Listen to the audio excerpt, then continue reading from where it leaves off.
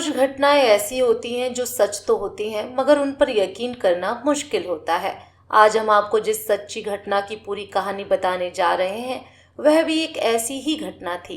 घटना कुछ यूं थी कि एक महिला गायब हो जाती है और कुछ समय बाद मिल भी जाती है, मगर मिलती है 22 टिफिन में बंद 300 टुकड़ों में। जी हाँ, आपने सही सुना, एक महिला के 300 टुकड़े किए गए थे।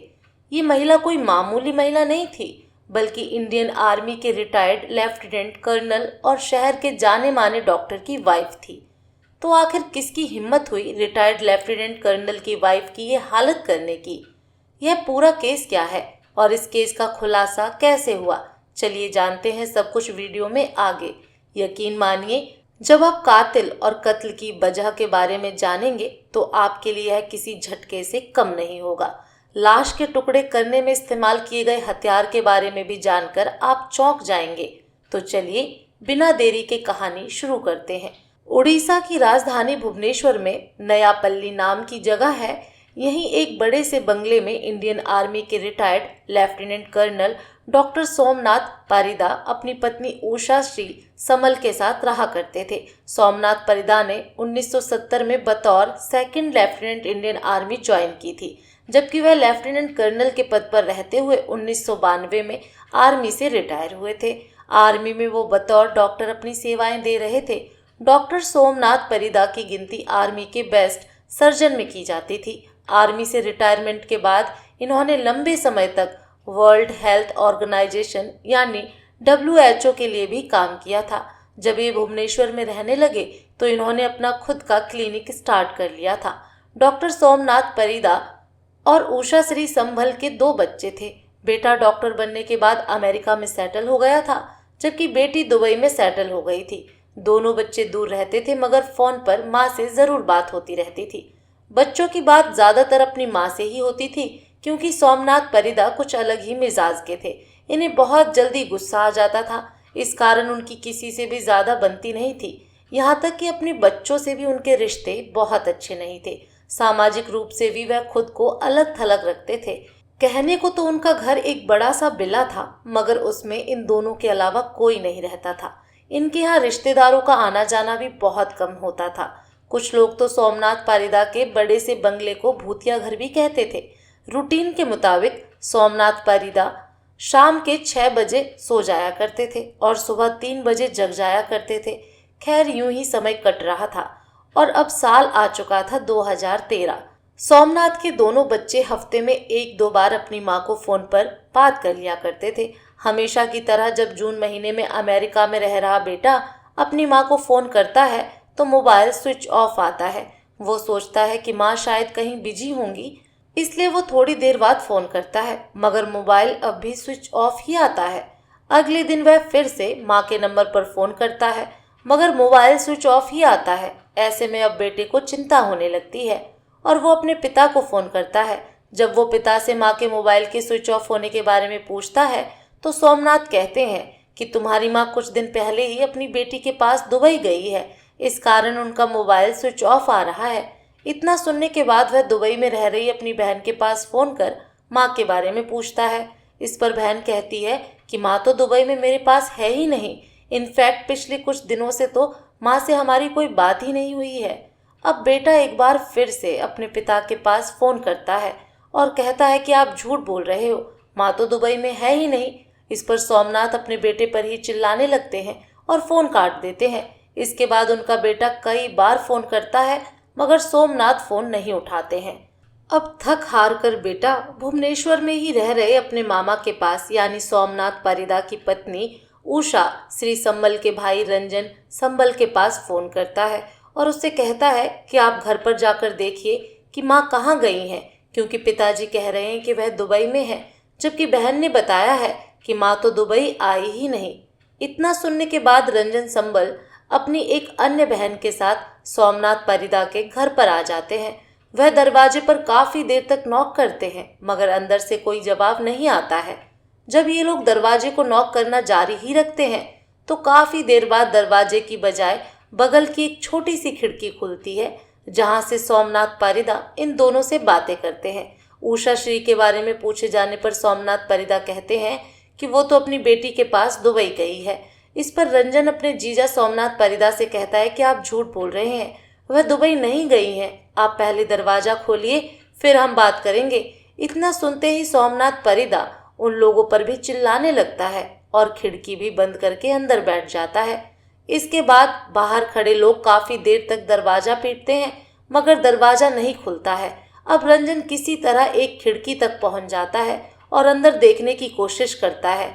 खिड़की पर खड़े होते ही उसे दुर्गंध महसूस होती है। अब रंजन को समझ आने लगता है कि ज़रूर दाल में कुछ काला है, इसलिए अब वह बिना समय गवाए पास के ही नयापल्ली पुलिस स्टेशन चला जाता है और पुलिस वालों को उषा श्री के गायब होने तथा सोमनाथ परिदा की हरकतों के बारे में बताता है। पूरी बात सुनकर पुलिस तुरंत सोमनाथ परिदा के घर पर पहुंचती है और वो भी दरवाज़ा खुलवाने की कोशिश करती है। पुलिस वालों के लाख कहने के बावजूद सोमनाथ परिदा दरवाज़ा नहीं खोलते हैं। इस कारण पुलिस वाले दरवाज़ा तोड़कर घर के अंदर घुसते हैं। घर के अंदर सोमनाथ परिदा बड़ी ही शांति के साथ एक जगह पर बैठे हुए थे, जो कि रंजन ने खिड़की से जब अंदर झांकने की कोशिश की थी तो उसे कुछ दुर्गंध महसूस हुई थी।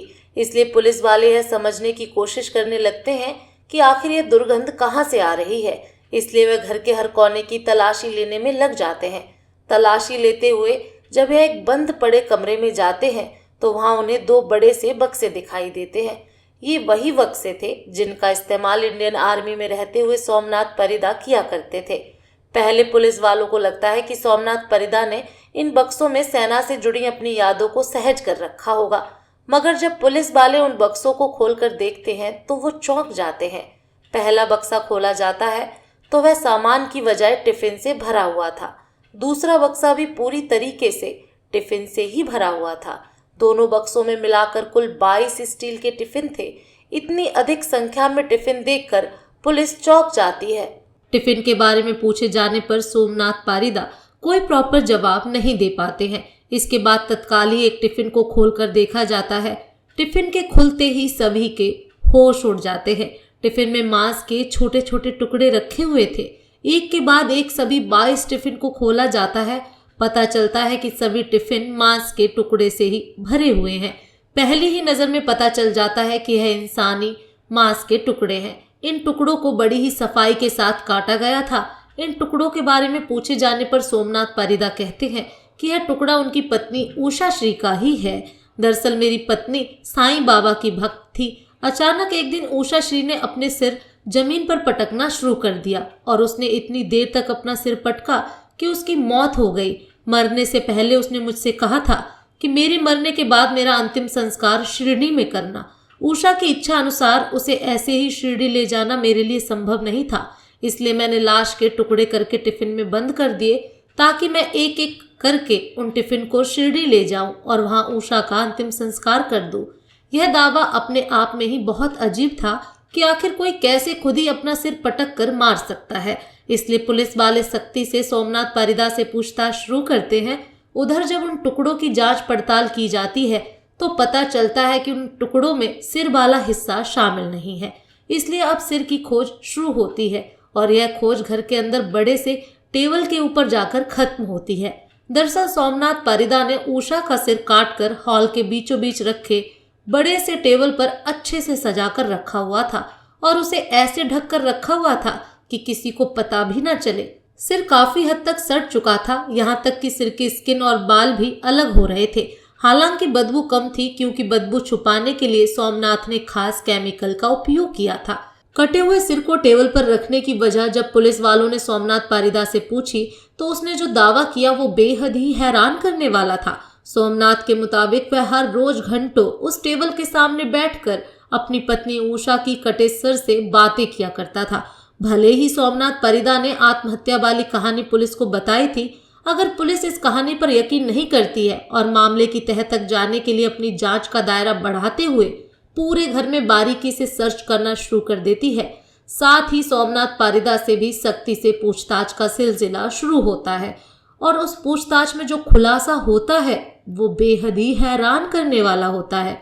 पुलिस पूछताछ में खुलासा होता है कि उषा श्री ने आत्महत्या नहीं की थी, बल्कि किसी बात को लेकर बीते 3 जून 2013 को सोमनाथ परिदा और उषा श्री की लड़ाई हुई थी। इसी लड़ाई के दौरान सोमनाथ ने अपने पास मौजूद स्टील के टॉस से अपनी पत्नी के सिर पर जोरदार वार किया। यह वार इतना जोरदार था कि उषा श्री वहीं पर गिर गई और बेहोश हो गई। पत्नी के बेहोश होने के बावजूद सोमनाथ पारिदा का गुस्सा शांत नहीं हुआ, बल्कि उषा श्री की जान लेकर ही सोमनाथ का गुस्सा खत्म हुआ।